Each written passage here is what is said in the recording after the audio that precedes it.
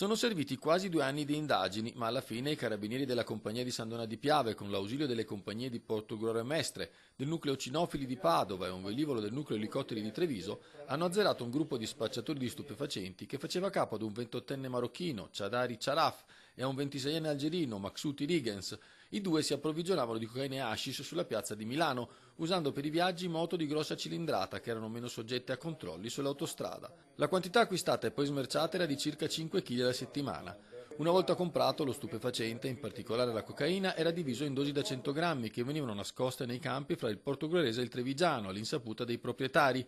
Cosa questa che aveva provocato un incidente a Motta di Livenza, grazie al quale era arrivata la prima denuncia nei confronti dei due capi del gruppo. Un agricoltore aveva infatti distrutto senza accorgersene 2 vasetti con 100 grammi di droga e la cosa aveva fatto perdere la testa ai 2 spacciatori. I 2 sodali si sono a lui rivolti chiedendo con minacce di morte la restituzione dello stupefacente, attenzione, non proprio il pagamento del controvalore, ma la restituzione dello stupefacente, proprio perché erano convinti che il contadino stesso avesse nascosto lo stupefacente per poterlo poi rivendere e trarne un profitto. La violenza era una costante nella condotta dei due, che spesso vi ricorrevano quando i piccoli spacciatori sul territorio erano in ritardo nel pagamento delle consegne. Oltre ai 2 capi, uno in carcere, uno agli arresti domiciliari al momento degli arresti, sono state sottoposte a misure di custodia cautelare altre 6 persone, 4 uomini e 2 donne, di età compresa tra i 23 e i 39 anni, tutti residenti fra Torre di Mosto, San Stino di Livenza, Portogruaro e Annone Veneto. 42 le persone denunciate per lo spaccio di modeste dosi di droga.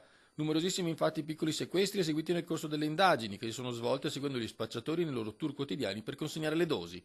Variegata la clientela che andava dai professionisti agli studenti nelle province di Venezia, Treviso e Pordenone, ben 64 invece i soggetti segnalati alle autorità giudiziarie in qualità di assuntori.